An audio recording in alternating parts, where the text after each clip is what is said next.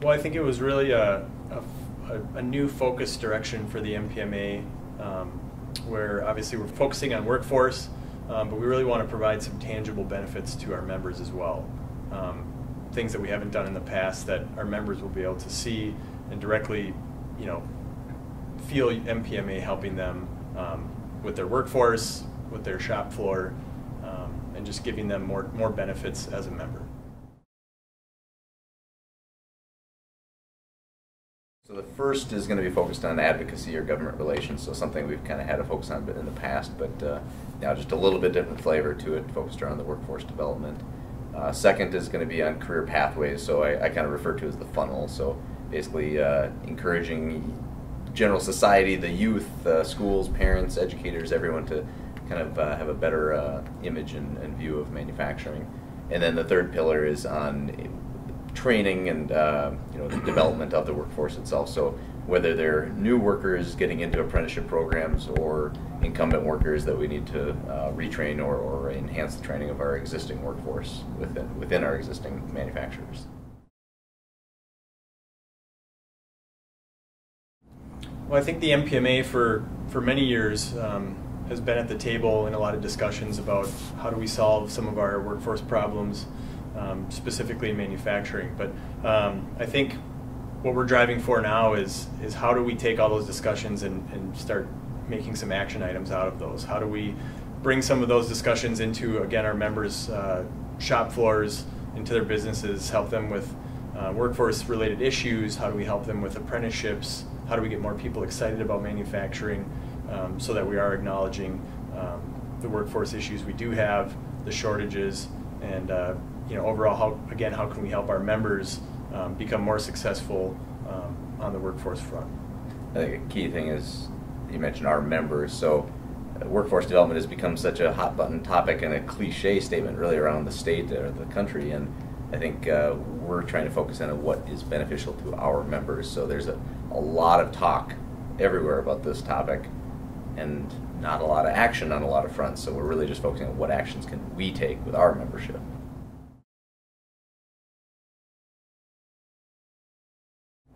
Well, I think, obviously we have a specific niche that we cater to as the MPMA, which is, manufacturers. We have a lot of machinists, we have a lot of fabricating companies, and I think it will cover all of those aspects. I think what we can offer is some assistance in figuring out what opportunities are out there, whether it be through government, private enterprise, several different ways to at least energize your workforce, add to your workforce, improve your workforce. So it's not specific to one position or one skill level, but certainly manufacturing as a whole.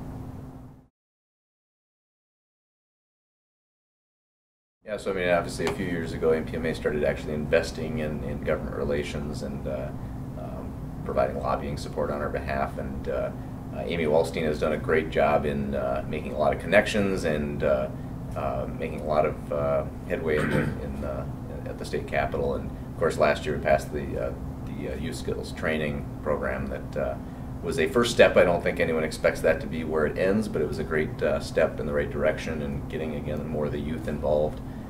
So I think we've got more momentum and activity and more connections than we've ever had before. Still have a long ways to go, but it feels like that momentum has been building, and we want to make sure we continue that.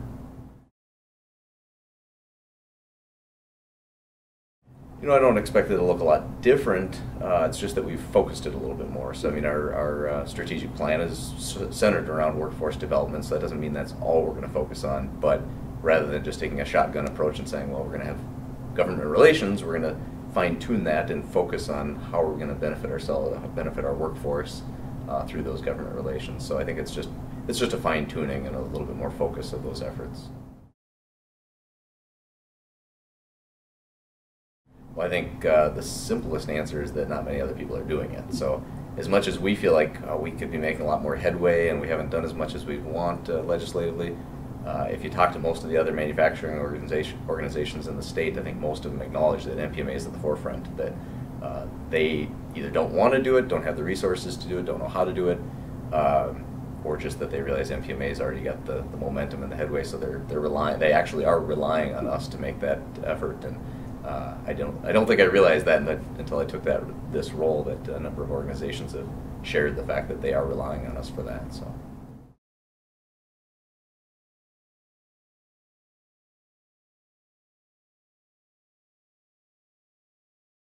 In the past, we've obviously been very involved with, the youth levels, talking about manufacturing, getting kids excited about manufacturing. I think, as Steve mentioned earlier with our pillars, the difference now is that we've dedicated a specific pillar and a committee to working on, youth development within manufacturing, getting, not only, potential college students or just general employees excited about manufacturing careers, but starting earlier, getting involved in schools, talking to parents, and showing them the opportunities that are out there. Great careers, we can explain to them the educational paths that they can take to get there. We can open our doors up to tours so that they can see exactly what's being done in all the manufacturing facilities in Minnesota. So I think the biggest difference right now is that we are focusing an entire committee specifically on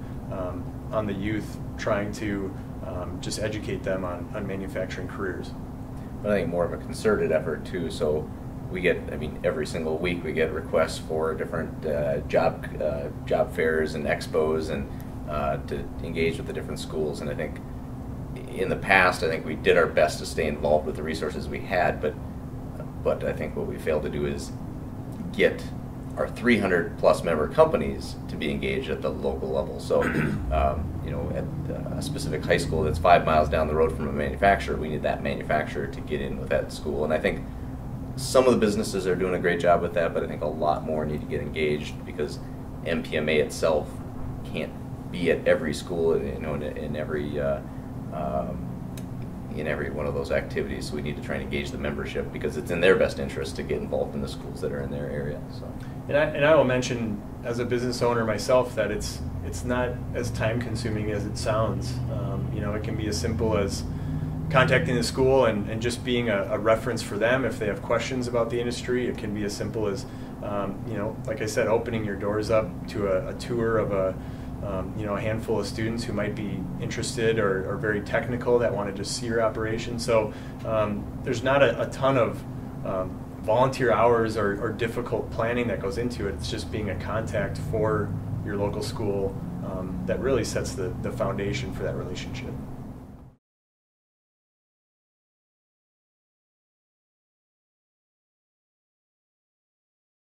This is where I think our membership gets the biggest bang for their buck. Is on pillars 1 and 2, it's a little bit more intangible, and it's harder to quantify exactly what benefit or what improvements we're making. And I come from manufacturing, and I come from operations. I believe in being able to measure things and being able to quantify them and see the end results. And of course, most of us in manufacturing like to be able to make something. So pillar 3 is really where we can actually quantify the results. And what we'll see then is grant money. We'll see apprenticeships. We'll provide those tangible resources, training resources to our members, so that it's not just us giving you the list of grant programs there might be in the state and saying, well, here's the phone numbers, call them, but us actually helping you through that process step by step. And in the end, you have something to hold on to, whether it's grant money, whether it's people that you've been able to attract or retain, or an apprenticeship program that we help you facilitate, because a lot of our members aren't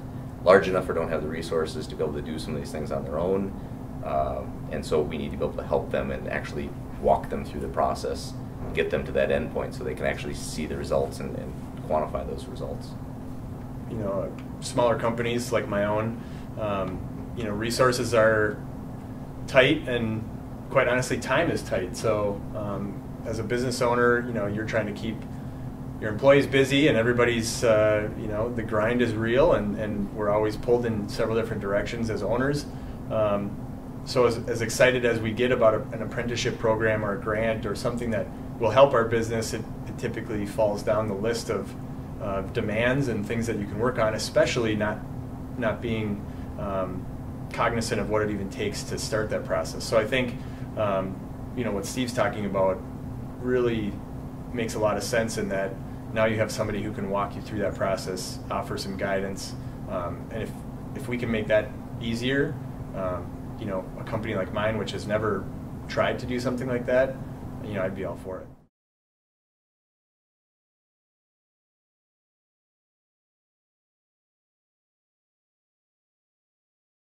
Well, I mentioned it earlier, and you know, we talked about a focused direction for the MPMA, and you know, providing some additional benefits to our members. You know, I think a big piece of that was the hiring of Steve Kalina as our new executive director. He has 20 years of experience on the shop floor running a business. He's seen what we all see every single day, and we had an exciting opportunity to bring him in with his experience, his organization, his excitement, and his leadership and his drive, really, to bring us to the next level and to, you know, bring some of these pillars to fruition. And I think that's the most exciting part, is that you know, we feel like we needed to revitalize our organization a little bit. I think the strategic plan certainly lends a hand in that, but having a great leader to implement that, to be the driver of that, is critically important. I think we found a great guy in Steve. So I'm very excited about what the future holds, and I think our members will start to see the benefits pretty quickly. I think that's, you know, alignment is probably the #1 key to that, is that if you've got leadership that's misaligned and you come up with a plan, it's never going to happen. And I think before I took this role, I had lots of ideas on how I thought the MPMA could grow or improve, and I was ready with my ideas to bring to the board. And when I first saw the draft of the strategic plan, I'm like, wow, a lot of my ideas were already written down on paper, and you know, I didn't have to come in you know, ripping everything apart or expecting to change everything. So that excited me about the opportunity to work with the board and membership on things that I think they already realized could be improved upon, and having that alignment, and you know, they set that vision, and my job is to execute on it then. And again, I'm a big believer in setting that plan, executing on it, having, you know, accountability, visibility, and making sure that we're going to actually see results. So I think we got a great start, and excited about being able to move forward.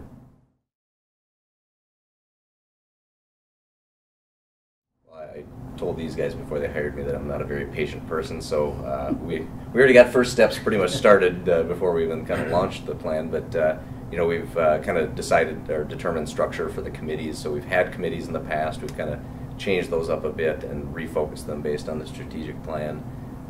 So Jesse and I and Amy Wallstein got together and put together some structure to that, and you know, what those committees will entail and kind of what their purpose will be. And as fast as possible, we want to get those groups together.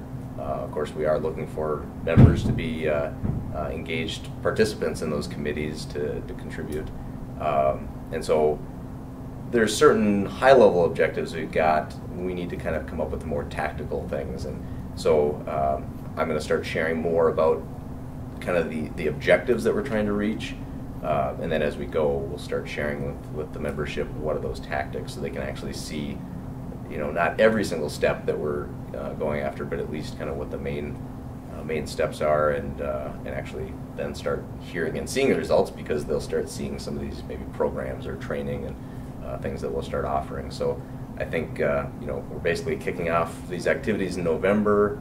I think probably just after the first of the year, people will start actually seeing some of the benefits or some of the tangible results. So.